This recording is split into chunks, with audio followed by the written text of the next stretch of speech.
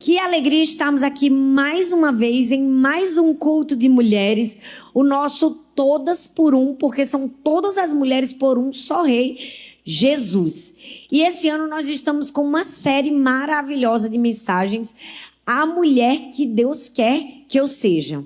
A gente já ouviu uma mensagem chamada Uma Mulher Notável. Quem assistiu Uma Mulher Notável? Se você assistiu, escreve aí. Eu assisti Uma Mulher Notável. A gente já viu Uma Mulher Notável. Já vimos uma mulher paciente. Oh, glória a Deus, aleluia. Amém, gente? Quem não assistiu e estiver com o nível de paciência baixo, pode assistir. Uma mulher equilibrada. Eita, essa também foi forte, não é? Uma mulher paciente, uma mulher equilibrada, uma mulher notável. Vamos me dando fila aí mais. Uma mulher encorajadora, uma mulher gentil, uma mulher destemida. E hoje vamos para uma mulher que ora. Nos anos anteriores, a gente estudou os segredos das mulheres da Bíblia. E também foi outra série fenomenal. Se você assistiu, nós mergulhamos em mais de 20 mulheres nas Escrituras Sagradas e como nós aprendemos. Mas esse ano, de uma maneira diferente, o Senhor tem nos dado uma estratégia de falarmos de algumas mulheres, né, dos nossos dias, de tempos anteriores, mas algumas mulheres que também deixaram um legado, que também foram uma grande inspiração. E eu estava orando e pedindo ao Senhor para falar comigo. Eu sei que tem muitas áreas na nossa vida que a gente deseja ser. Verdade ou não, gente? Se a gente pudesse puxar a fila, assim, a lista assim, ia longe. Eu preciso ser tantas coisas na minha vida. Eu acredito que você também. Mas se tem algo que Deus tem nos levado como igreja, como família, é a pensar e a gastar mais tempo em oração. Por isso que esse mês o tema é Uma Mulher que Ora. E eu tenho certeza que hoje vai ser uma noite de direcionamento mesmo de Deus, de alinhamento, de ensino profundo e prático. E nós vamos mergulhar na história de muitas mulheres que deixaram assim uma verdadeira inspiração e um legado para a nossa vida. Para começar logo na introdução, eu vou falar de uma chinesa. Como eu não sei falar chinês, para dizer o nome dela, eu vou falar o apelido. Vou falar o nome que ela era conhecida. E graças a Deus que ela era conhecida por esse nome, Mami, porque eu não saberia dizer o nome dela. Olha só, o nome dela é KweiTsend. Gente, glória a Deus, eu não sei falar chinês. Mas ela era conhecida como Mami. Uma chinesa que nasceu em uma família rica de muitos estudiosos e cristãos chineses e do alto padrão do cargo do governo. Essa mulher muito rica, conta a história que ainda muito jovem, né, seus pais colocaram ela para estudar numa escola missionária. Nessa escola missionária, ela começou a desenvolver um amor por Jesus genuíno. Ela conheceu mais a Jesus de perto. E ela começou a estudar. Ela estudou muita coisa. Estudou matemática. Mas o que ela mais desejou foi conhecer o Senhor. E aos 18 anos, ela conheceu um missionário, né? Aquela linda história de amor, quase que um dorama. Ela conheceu um missionário que se apaixonou por ela. E a despeito do que todo mundo pensava, que ela nunca iria se casar. Porque, olha só, a história contava que ela não era tão bonita assim. Vamos usar essa expressão para não ter que usar outra expressão. Mas é a história verídica que conta. Que nem a família dela acreditava que um dia ela seria capaz de casar. E aí Deus mandou esse missionário que havia estudado teologia aqui nos Estados Unidos. E ele pediu ela em casamento para surpresa de todos e alegria de todos os seus amigos. Ela se casou e ele começou uma empresa e começou a imprimir Bíblias, né? E foi um negócio muito grande e ela ficou em casa cuidando dos seus 6 filhos. Ela teve 3 meninas e 3 meninos. Corajosa. E a história conta que ela era uma mulher muito temente ao Senhor. Ela amava a Deus e ela era uma mulher de oração. Então, todas as vezes que o seu marido e os seus filhos procuravam ela para um conselho, ela sempre respondia dizendo assim: devo pedir a Deus primeiro. Esse é o cerne da mensagem de hoje. Eu queria que você repetisse isso comigo. Devo pedir a Deus primeiro. Uau, essa é uma grande frase. Devo pedir a Deus primeiro. Sabe, nós precisamos fazer disso a regência da nossa vida. Em meio a desafios, em meio a inconstâncias, em meio a dúvidas, em meio a questionamentos, devo pedir orientação de Deus primeiro. Sabe, será que essa tem sido a nossa escolha? A gente tem procurado o Senhor em primeiro lugar, antes de procurar as coisas, antes de procurar pessoas, para tomar qualquer decisão, em qualquer momento da nossa vida. Mami nos deixou uma lição: devo pedir a Deus primeiro. Muitas pessoas procuram familiares, pai, mãe, irmão, amigos, marido, e depois consultam o Senhor. Mas sabe, nós precisamos aprender que nós precisamos consultar a Deus somente para tudo na nossa vida. Se a gente precisa tomar uma decisão, é o Senhor que nós precisamos consultar. Se a gente quer comprar alguma coisa, olha aí Deus falando com a gente, nós precisamos consultar o Senhor. Quantas vezes nós não fizemos escolhas erradas, compramos o que não deveríamos comprar, por quê? Porque a gente não perguntou a Deus: Deus, devo comprar? Devo fazer essa compra? Quantas vezes a gente teve uma ideia e a gente não perguntou: Deus, devo ir adiante nessa ideia que o Senhor me deu? Por quê? Porque às vezes estamos sendo regidas pela nossa vontade e não pela vontade de Deus. Por quê? Porque não perguntamos a Deus. Devo fazer primeiro. A história de Mami nos conta que a oração precisa ser o primeiro na nossa vida. E às vezes quando a gente fala de oração, nem todo mundo quer ouvir. Porque muita gente é frustrada na sua vida de oração. É aquela pessoa que diz assim: eu já tentei tanto ter uma vida de oração, eu já tentei tanto ser constante na oração, sabe, eu me ajoelho, não consigo passar 10 minutos. O máximo que eu consigo é 10 minutos. Se você está aqui hoje e essa tem sido a sua vida, Deus vai mudar a sua história hoje, amém? Eu creio que Deus quer nos levar a um nível de profunda intimidade com Ele, em que a gente possa gastar tempo em oração. Para quê? Para entender que a oração é simples e que a gente não pode cair no maior perigo que muitas pessoas caem: atrelar a oração a resultado.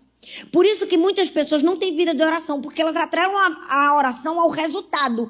Então elas chegam diante de Deus para pedir que Deus faça alguma coisa e se esquecem que a gente tem que chegar diante de Deus para que Deus nos direcione o que nós precisamos fazer primeiro.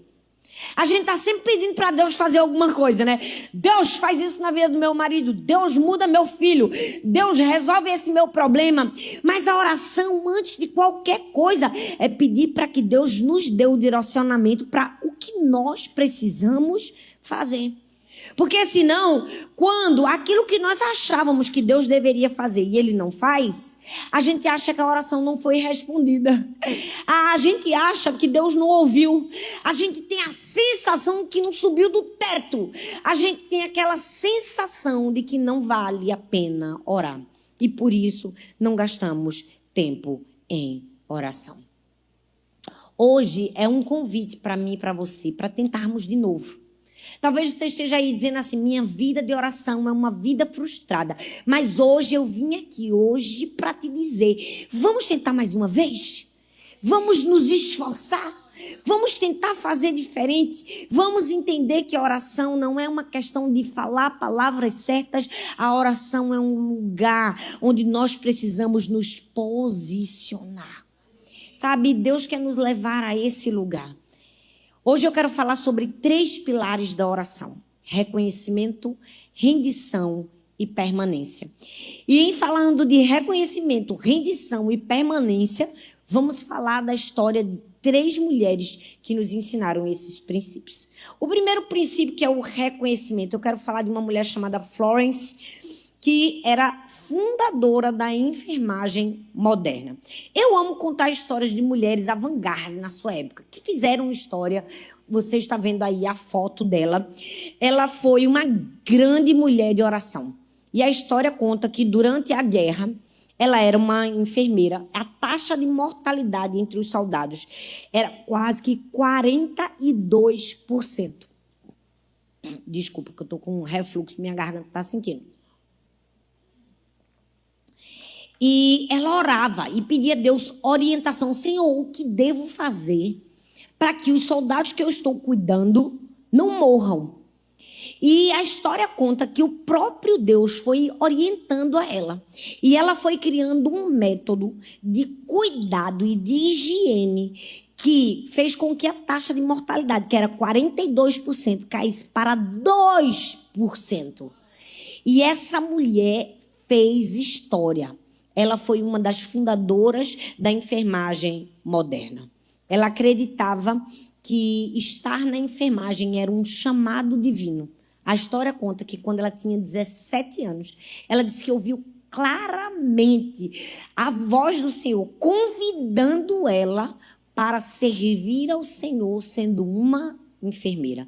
E a despeito de tudo que ela precisou enfrentar para a época vitoriana, né, de tanta olhares negativos em relação à mulher no trabalho, à mulher fora de casa, ela disse assim, não, esse é o chamado de Deus para a minha vida.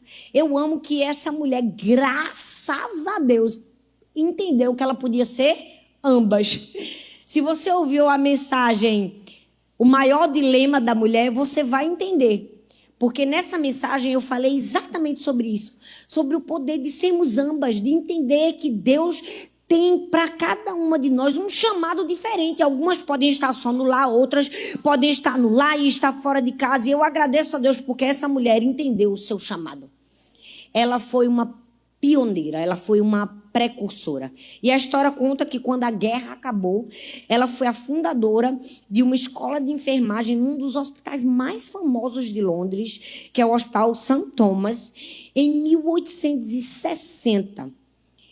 E o mais lindo dessa história é que, apesar dela ser uma mulher ovacionada, apesar dela ser uma mulher que ganhou muitos prêmios, apesar dela ser uma mulher que, criou esse método, ela acreditou tudo aquilo ao Senhor. Ela reconheceu que aquilo era uma direção do Senhor, que era o próprio Deus que a orientava. E mais, na escola dela, ela ensinava as enfermeiras a orarem pelos pacientes. Ela ensinava as enfermeiras a crer que aquilo que elas não podiam fazer, Deus poderia fazer. Sabe, reconhecer quem Deus é e quem você é nele é um passo imprescindível para quem quer ter uma vida de oração.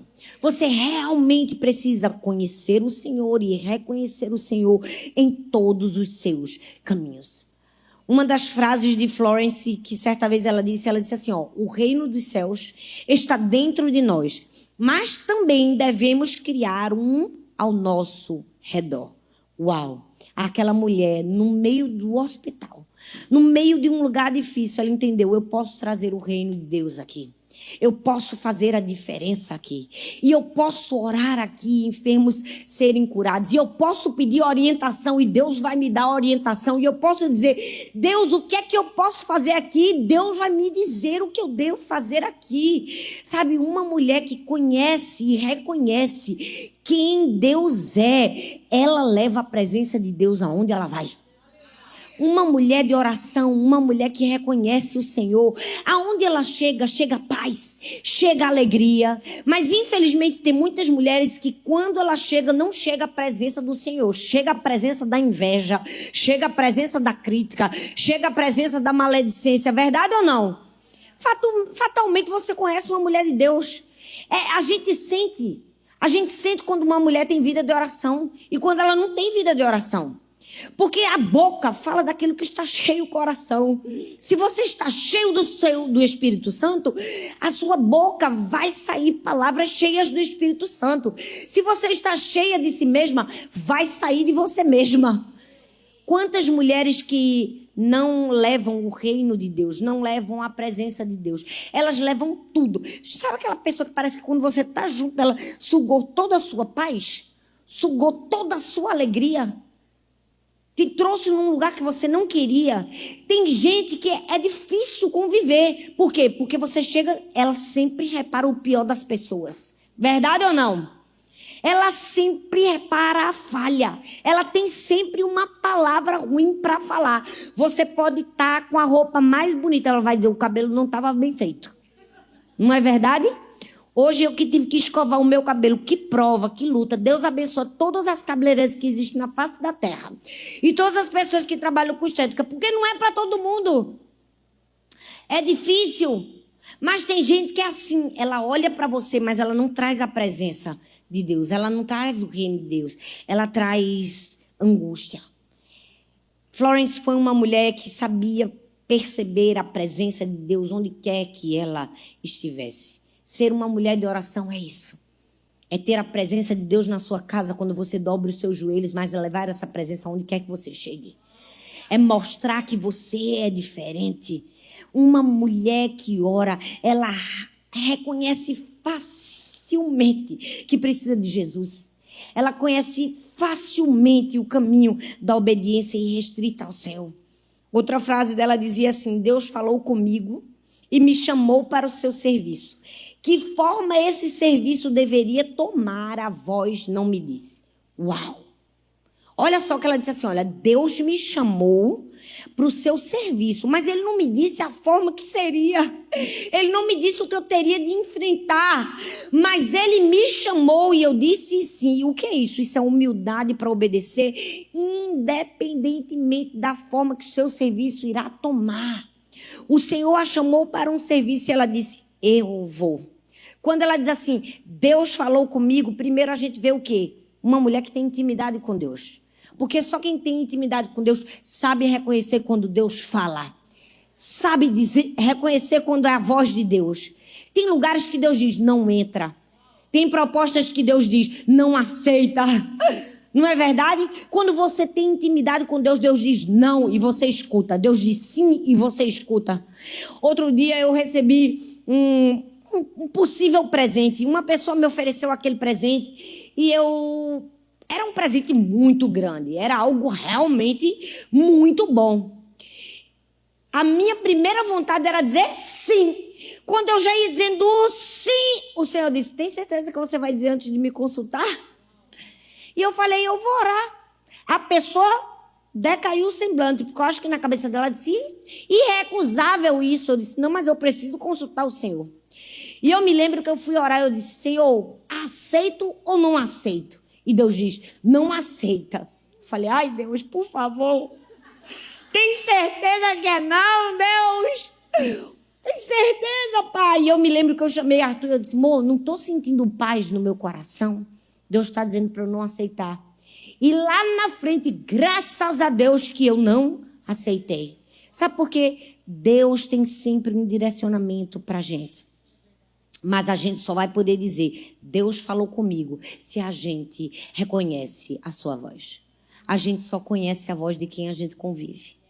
Eu vou falar uma coisa, meu marido, ele vai chegando à distância, eu conheço a tosse dele. Ele faz, eu já sei que ele está chegando. Por quê? Porque eu sou casada com ele há 20 anos. Há 20 anos eu convivo com ele. Quando eu morava no Brasil, eu morava no prédio. No elevador, eu dizia, teu pai está chegando. O pigarro dele eu conhecia. O que é isso? Intimidade. A gente que é mãe leva o filho no parquinho. Tem 50 crianças. Tem 10 chorando. Se o seu chorar, você sabe que o seu chorou.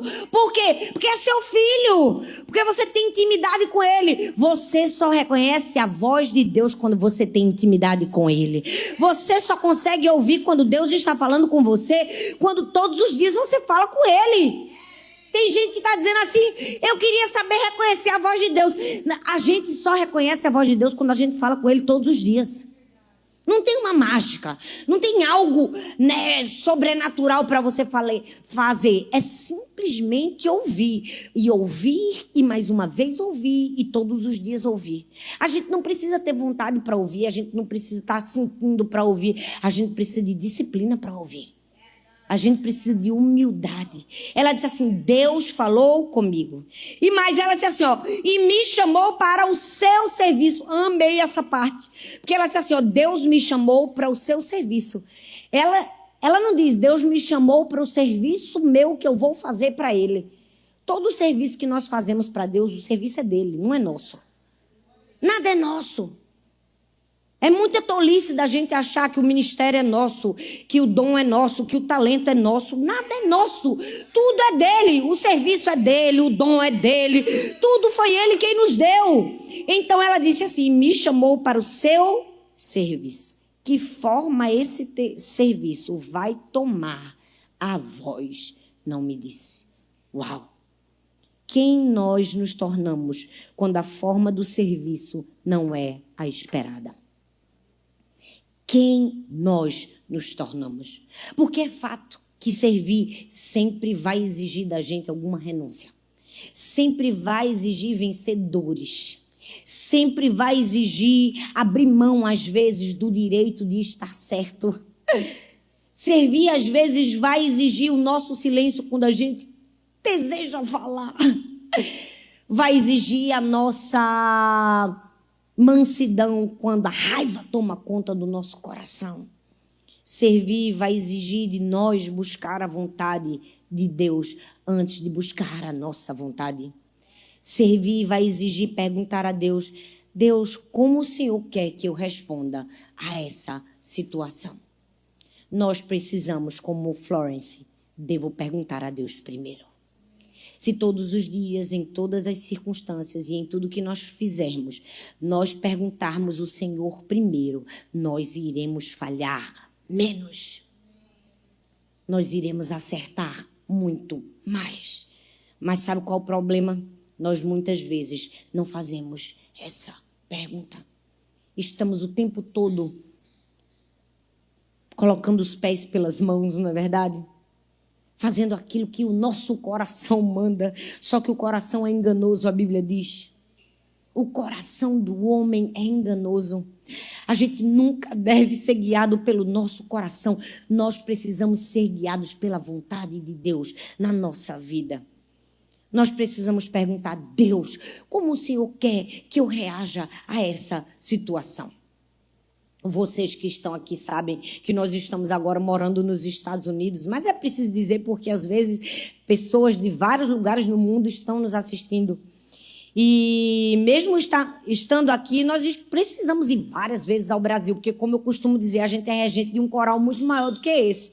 Nós somos como maestros mesmo, de um grande coral, e nós precisamos estar no Brasil e voltar, e temos muitas igrejas lá, e ao mesmo tempo eu tenho um ministério lá, e tenho trabalho lá, e tenho livros, e tenho compromissos, enfim, vocês sabem que nós estivemos no Brasil alguns meses atrás, e tinha tour que nós precisávamos fazer, tinha conferência de identidade que todos os anos no Brasil é no mês de agosto, e o fato de nos ausentarmos por 3 meses fez uma pessoa inventar que nós havíamos sido deportados dos Estados Unidos.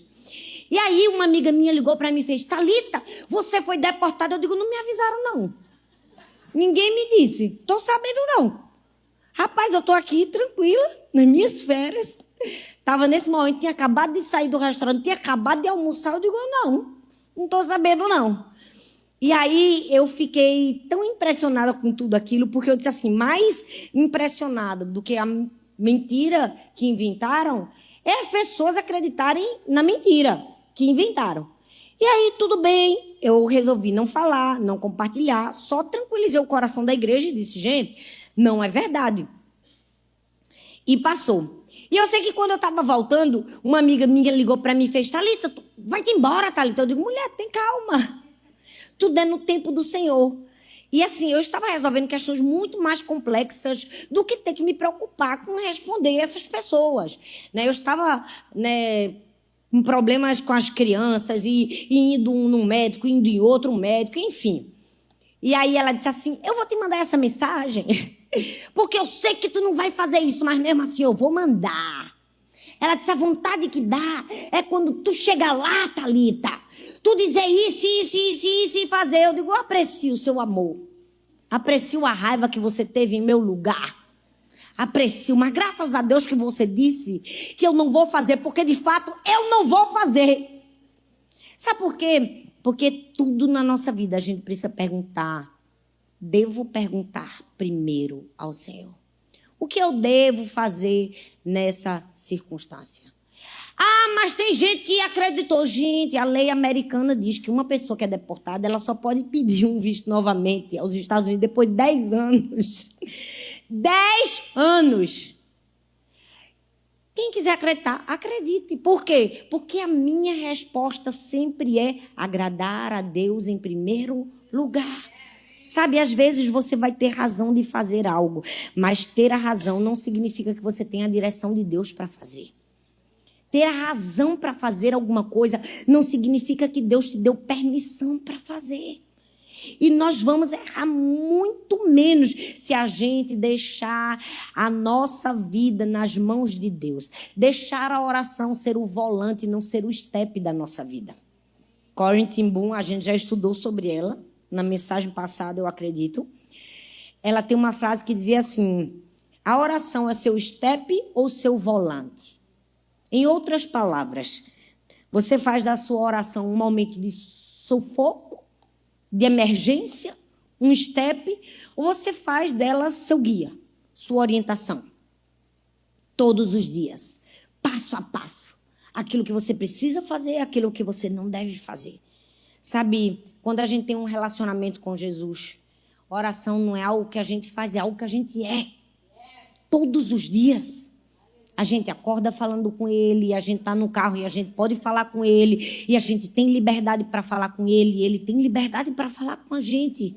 A gente sente no nosso espírito ele guiando, ele mostrando, ele falando, ele direcionando. O problema é que muitas pessoas não estão conectadas com Jesus, e as mulheres, quando se conectam com Jesus, elas vão receber respostas. Eu amo que na Bíblia, várias mulheres chegaram até Jesus e tiveram resposta. Coisa boa é uma mulher que ora. Gente, mulher que ora, o marido pode ser o pior de todos. Uma hora vai virar um servo do Senhor, verdade ou não? Mulher que ora, o filho pode estar na droga, o filho pode estar na rebeldia, o filho pode fazer o que for. Se ela ora, uma hora ele volta chorando, arrependido, verdade ou não? Uma mulher que ora, ela pode estar enferma, mas ela continua crendo e Deus cura. E não é levantar o ego das mulheres para dizer que Deus responde a todas as nossas orações, porque eu, mais do que ninguém, posso te dizer que não. Às vezes Deus vai dizer não para a gente. Eu vivi isso na pele. Eu pedi vida e recebi morte como diagnóstico. Mas é entender que quando uma mulher ora e fala com seu pai, ele se inclina do trono para ouvir. A Bíblia fala em Mateus capítulo 15, do verso 22 ao verso 28. Jesus estava num território gentil entre Tiro e Sidom, e ali conta a história da mulher cananeia. Vamos falar a verdade, a história da mulher cananeia é especial demais. Aquela mulher estava com a filha sofrendo, e ela chega até o Senhor, desesperada, e pede ajuda. E um princípio que fez a diferença no pedido de ajuda daquela mulher foi o princípio do reconhecimento. Porque ela diz: Senhor, filho de Davi, tem misericórdia de mim, minha filha está horrivelmente endemoniada. Aquela mulher reconheceu Jesus como filho de Davi, um título messiânico. Ela estava mostrando a sua fé, mesmo sendo gentil. Mas ela estava dizendo assim: eu reconheço que o Senhor pode fazer. E aí o Senhor diz assim: não é bom tomar o pão dos filhos e lançá-lo aos cachorrinhos.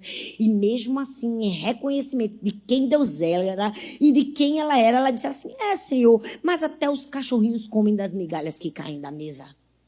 Esse é o tipo de oração que nós precisamos fazer. É uma oração reconhecendo quem Deus é e o que Ele pode fazer. O problema é que a nossa oração não tem fé. O problema é que a gente fica assim: ai, meu Deus, será que Deus pode fazer isso? Ai, Senhor, a gente ora duvidando. Mas aquela mulher orou dizendo assim: eu sei que o Senhor pode. Eu sei que até a migalhinha que o Senhor me der é capaz de restaurar a minha filha. É assim que a gente precisa chegar diante de Deus. E nesses dias que nós estivemos no Brasil, foram dias tão difíceis. E foi uma luta interior para mim. Porque ao mesmo tempo que nós fizemos alguns exames em Sara, eu levei Laura no médico.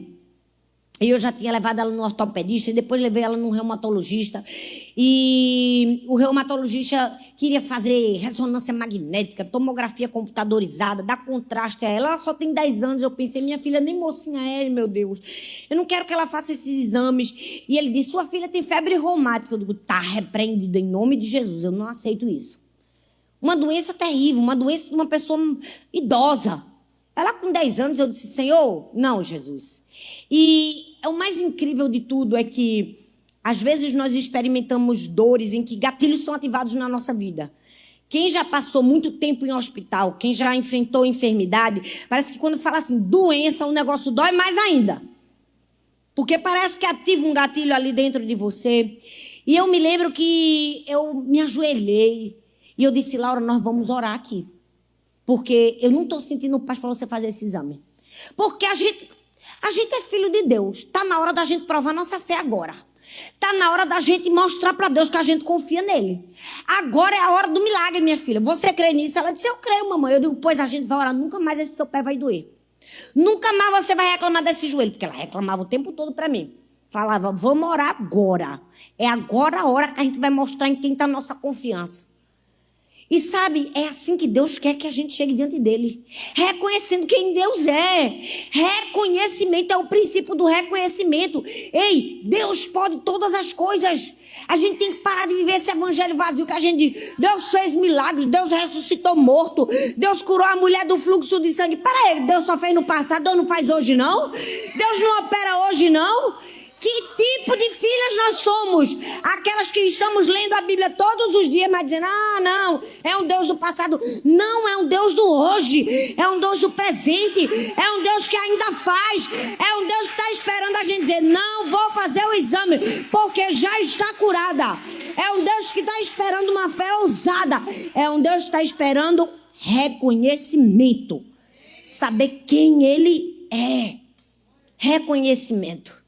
Mas não somente reconhecimento, um outro pilar para ser uma grande mulher de oração é rendição. E isso nós vamos aprender com uma mulher chamada Margaret Camp. Nós vamos aprender com sua história a se render à pessoa certa.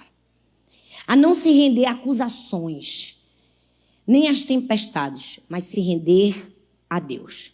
A história conta que ela escreveu um livro, na história medieval inglesa, e foi um dos primeiros livros de autobiografia escritos, e principalmente escritos por uma mulher. Ela contou sua história, de sua profunda paixão e de suas experiências. Ela era uma missionária que viajava por vários países, e no seu livro ela contava, nos primeiros textos escritos em inglês, como ela viveu isso na sua época. E durante toda a sua vida ela foi perseguida. Ela foi perseguida por autoridades eclesiásticas.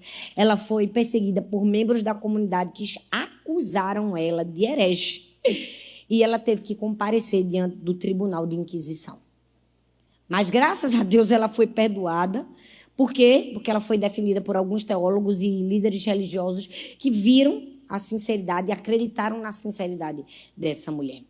O que é que a história dela nos diz? Que a gente tem que se render somente ao Senhor.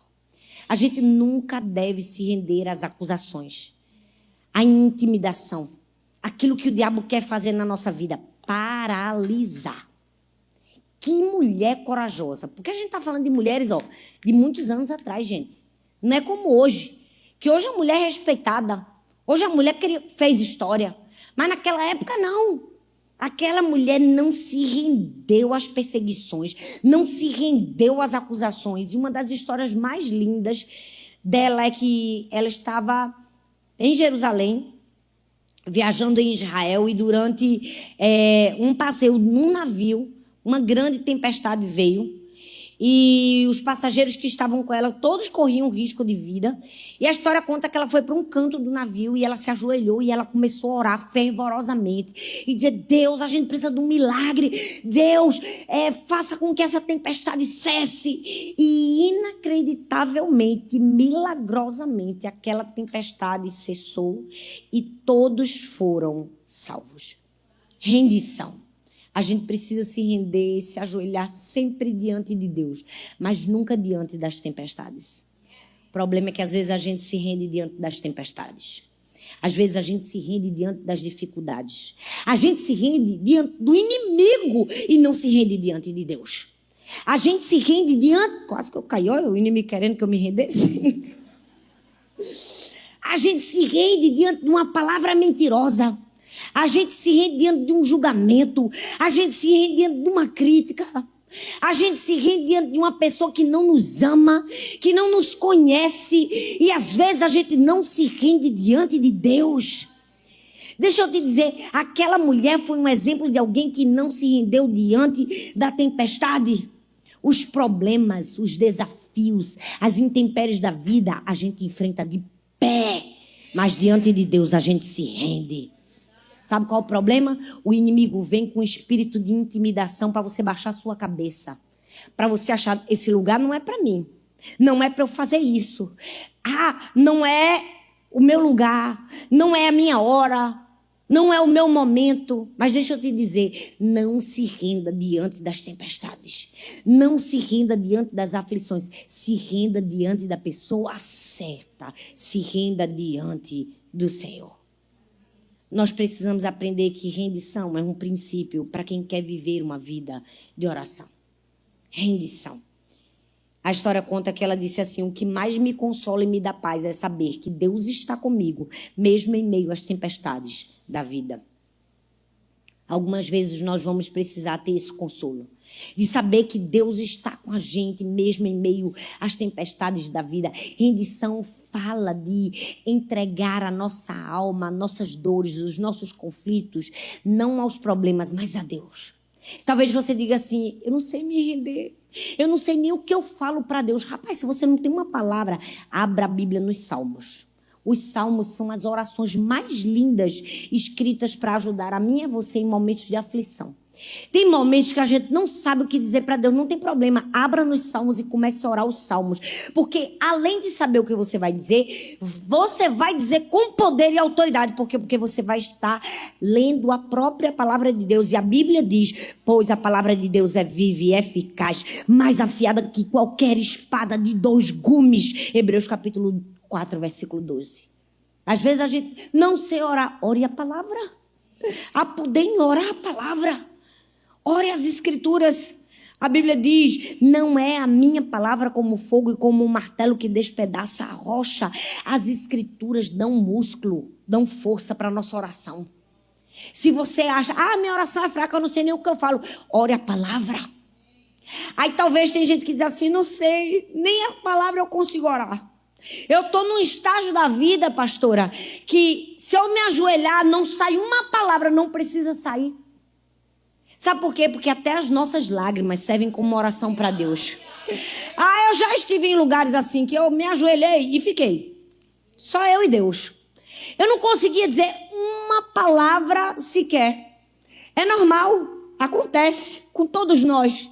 Mas eu amo que a Bíblia diz que o Senhor recolhe no seu odre as nossas lágrimas. Eu vou mostrar para você, aí vai aparecer na imagem uma figura de um objeto muito pequenininho, que era usada na Roma e no Egito no tempo de Cristo.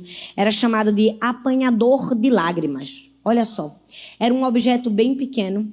E quando uma pessoa morria, eles pegavam esse apanhador de lágrimas e colocavam, sobre quem estava chorando, para literalmente colher as lágrimas da pessoa. E eles enterravam esse apanhador de lágrimas junto com o morto, para que aquilo fosse uma prova de que aquela pessoa era muito amada. Para que aquilo fosse a prova de que aquela pessoa era muito querida. Por isso que a Bíblia fala que tem até aquelas pranteadoras profissionais que choravam de forma profissional, era para provar que aquela pessoa era amada. Davi escreveu no Salmo 56, versículo 8: registra tu mesmo o meu lamento. Recolhe as minhas lágrimas em teu odre. Acaso não estão anotadas todas em teu livro? Davi encontrou conforto em saber que mesmo quando ele não conseguia dizer uma palavra, o Senhor recolhia cada lágrima como se fosse uma oração. Deus está recolhendo as nossas lágrimas. Não só hoje, como todos os dias. Ele está literalmente a uma oração de distância da gente, quando a gente está sentindo angústia no coração, ansiedade, dor, aflição. Cada lágrima nossa foi recolhida em um frasquinho. As lágrimas da injustiça, as lágrimas da mentira, as lágrimas diante do descrédito, as lágrimas diante do abandono, as lágrimas diante da traição, as lágrimas diante da depressão. Deus recolheu cada uma das nossas lágrimas. O versículo 9 diz: Deus reúne cada lágrima em um odre e não perde nenhuma. Mas a Bíblia diz também no Salmo 30, versículo 11: Tu mudaste o meu choro em dança alegre e afastaste de mim a tristeza e me cercaste de alegria. Ou seja, quando a gente não souber o que falar, a gente pode falar a palavra. E quando a gente não conseguir nem falar a palavra, as nossas lágrimas são a nossa oração. O Senhor recolhe, mas Ele não somente recolhe, Ele transforma a nossa tristeza em alegria. Há poder em orar. Há poder na nossa rendição diante do Senhor. E a terceira e último princípio que nós precisamos aprender para ter uma vida de oração é a permanência. Fala comigo, permanência. Isso a gente vai aprender com Marie, eu acho que ela era francesa, então é Marie Madeleine. Ó, quase falando francês aqui. Ela era uma cristã francesa, uma freira. E a história dela é linda. É uma história recheada de devoção e de amor a Deus. Uma mulher corajosa, destemida, que escondeu muitos sacerdotes na época da Revolução Francesa, que estavam sendo perseguidos e mortos por causa da sua fé. E a história conta que ela arriscou sua própria vida para fazer isso. E mesmo quando não era permitido, ela entregava, né, a Eucaristia, ou seja, a ceia, às pessoas para manter a fé das pessoas acesa. E um dos relatos mais impressionantes da vida dela conta que ela estava conduzindo várias crianças em uma balsa num rio. E, de repente, a balsa começou a afundar. E ela, de maneira veemente, começou a gritar e clamar: Senhor! E ela começou a orar. E, milagrosamente, eles conseguiram chegar do outro lado da margem do rio. E todas as crianças foram salvas. Mas talvez você esteja me perguntando: e por que permanência? Sabe por quê? Porque a história conta que ela começou aquilo que seria o legado da sua vida aos 76 anos de idade. Aos 76 anos de idade, ela começou uma congregação de irmãs das escolas cristãs de misericórdia. Ou seja, ela começou uma escola para cuidar de meninas em estado de necessidade aos 76 anos. Uma idade que muita gente queria se aposentar. Uma idade em que muitas pessoas estariam dizendo assim: não vou fazer mais nada. Mas ela estava dizendo: vou continuar fazendo o que é necessário ser feito. Tem gente que desistiu de orar, né? Já orei 10 anos, já orei 15 anos, já orei 20 anos, já orei 30 anos. Eu vou desistir, Deus não quer isso mais para mim. 76 anos essa mulher começou. Qual tem sido a sua desculpa para não começar uma vida de oração? Qual tem sido a sua desculpa para desistir? Às vezes, tudo que a gente precisa na vida é somente permanecer. Tem momentos que a gente só vai precisar permanecer. É fato que todas nós passamos por dores e aflições. Todas nós temos momentos de angústias. E tem momentos que a gente se sente fraco. Você já se viu num momento que você sente assim que é como se você fosse um carro? Você quer andar, você quer fazer, você quer produzir, você quer fazer alguma coisa, mas você sente que não tem combustível, que não tem força suficiente em você. Você tem vontade, mas falta alguma coisa. Nesses momentos você precisa permanecer. Sabe, foi tão especial porque eu cheguei sábado e eu fui arrumar minha casa, que na verdade já estava arrumada porque Tati, que foi me buscar, maravilhosa, arrumou a minha casa. Mas eu fui guardar as roupas e desfazer tudo. E fui arrumar o cantinho do lado da minha cama. ali onde eu sempre coloco um copinho de água antes de dormir. E quando eu fui arrumar, eu achei um bilhetinho. Bem pequenininho. Que minha mãe tinha deixado para mim. Alguns meses atrás, ela já tinha colocado o bilhetinho, fazia tempo, e eu não tinha visto. Eu vi na hora certa. E o bilhetinho tinha escrito assim: Thalita, faça a obra somente e olhe somente para o alto. Eu te amo. Às vezes, tudo que a gente vai precisar é de alguém para dizer assim: olhe somente para Jesus e permaneça. Olhe somente para o alto e não desista. Somente permaneça. Deus está nos chamando para permanecer. Mas não é permanecer de qualquer forma. É permanecer com força, com contentamento. A história conta que ela disse assim: Deus, me conceda graça de não me preocupar com o que me falta, mas de estar atenta ao que eu posso fazer para ajudar as outras pessoas. Ou seja, permanecer da maneira certa. Permanecer com contentamento. Permanecer entendendo que em meio a dores e aflições, a gente precisa continuar caminhando. O maior sinal de alguém que vive uma vida de oração é alguém que no meio do seu sofrimento pessoal coloca a sua dor no bolso e continua. E nós precisamos aprender isso. Tem momentos que nós vamos precisar dizer: Senhor, eu vou permanecer. Eu vou me ajoelhar.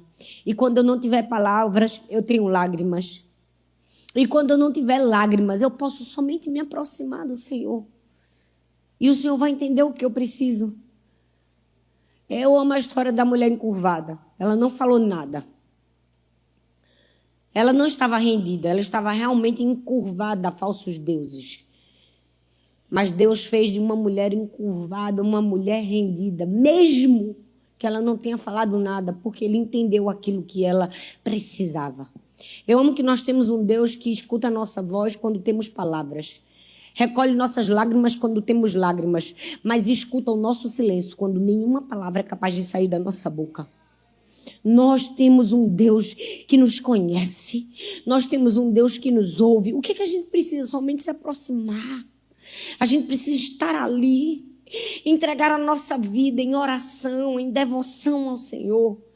Sabe, há momentos que nós não precisamos nem de uma resposta de Deus. Há momentos que a gente só precisa de Deus. Não é? Em momentos de dor e de aflição, a gente, Deus, não precisa nem de uma resposta. Eu só preciso do Senhor aqui, mais uma vez, me dando forças para aguentar mais uma vez. Sabe por quê, gente? Porque nós precisamos permanecer mesmo quando a vida é dura. E vamos falar a verdade, nem sempre as coisas serão fáceis. A Bíblia diz em Lucas capítulo 22, versículo 44, um momento de Jesus em que o texto diz: estando angustiado, ele orou ainda mais intensamente. E o seu suor era como gotas de sangue que caíam no chão. Eu amo saber que mesmo quando nós experimentamos dores inimagináveis, a gente pode olhar para Jesus e dizer: Ele experimentou uma dor mais aguda ainda. Ele se identifica com a minha dor. Ele conhece o que eu estou passando. Porque o texto diz que ele agonizou de tal maneira que o seu suor se transformou em sangue. E Lucas, o médico, registra isso como um fenômeno raro que aconteceu com Jesus. Sabe, nós podemos olhar para Cristo e entender: Deus conhece as nossas dores.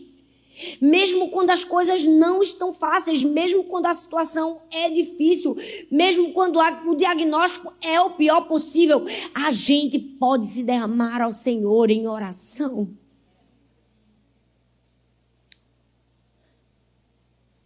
Esses dias eu fui ministrar numa igreja antes de vir para cá e uma seguidora veio falar comigo e ela veio me abraçar. E eu acho que na cabeça dela, ela achou que ela ia encontrar consolo em mim. Mas quem encontrou consolo foi eu. Eu que precisei abraçar aquela mulher. Eu que precisei ser renovada com a história dela. Porque em 1 ano, ela perdeu o marido e os 2 filhos. De maneira trágica. de maneira tão horrenda que não vale nem a pena contar. E aquela mulher estava ali me abraçando e eu pensei, meu Deus, o que eu não posso fazer por ela, o Senhor pode fazer. E eu orei por ela. E eu disse assim, Senhor, o abraço na alma que essa mulher precisa, o Senhor pode dar. O consolo que só o Senhor tem, faça isso agora. Eu amo que Deus é aquele Pai que está conosco em toda e qualquer circunstância. A Bíblia diz no Salmo 141, versículo 2, seja minha oração como um incenso diante de ti, e o levantar das minhas mãos como uma oferta da tarde. Deus poderia ter escolhido qualquer outra coisa para ser uma fragrância no céu. Deus poderia ter escolhido o nosso serviço, o nosso trabalho, o nosso voluntariado na casa do Senhor. Deus poderia ter escolhido o nosso dízimo, mas a Bíblia diz que Ele escolheu a nossa oração como uma fragrância no céu. Nós precisamos nos achegarmos diante de Deus em oração, em rendição, em permanência, entendendo que Ele nos ouve em toda e qualquer circunstância. Você pode ficar em pé no seu lugar. Eu li um texto em um livro que eu gostaria de terminar essa mensagem lendo ele para você. Eu me vi nesse pequeno parágrafo e eu acredito que você em algum momento vai se ver nele também. A autora disse assim, a verdade é que há dias em que, de acordo com que há gratidão em meus lábios, em outros eu tenho uma sensação avassaladora de que preciso da presença de Cristo para enfrentar o que me espera. Há manhãs em que eu me acordo simplesmente apaixonada por Jesus. E há outras em que seu nome em meus lábios é um grito por sua presença. Meus dias, como os seus também, são diferentes. Mas a constante em minha vida é que não importa qual seja o meu grito, ele se dirige a Jesus. Isso é oração. Às vezes, me coloco de joelhos em reverência. Às vezes, fico de pé com os braços levantados para o céu em louvor e adoração. Há dias em que nos prostramos com o rosto no tapete, com lágrimas escorrendo pelo rosto. E há dias que dançamos na chuva, dizendo para Deus o quanto nós o amamos. Orar é estar com Cristo, é estar alinhado com as coisas que são importantes para Ele. É lutar nas esferas espirituais pelos membros da nossa família e pelos nossos amigos. E é descansar em sua presença. Talvez você chegou até aqui e você desistiu de ter uma vida de oração. Porque você pensa, eu já tentei tanto.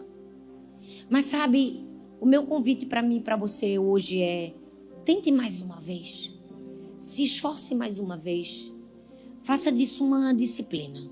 E não se esqueça dos pilares que regem nossa oração: reconhecimento, rendição e permanência. Não desista. Nós temos um Deus que nos escuta. Eu queria que aí onde você está, que você feche seus olhos e comece a orar no seu lugar. Oração é algo tão simples, a gente que complica tudo. A gente pode chegar diante de Deus e dizer: Deus, eu não tenho nenhuma palavra que eu possa falar, mas o Senhor conhece o meu coração.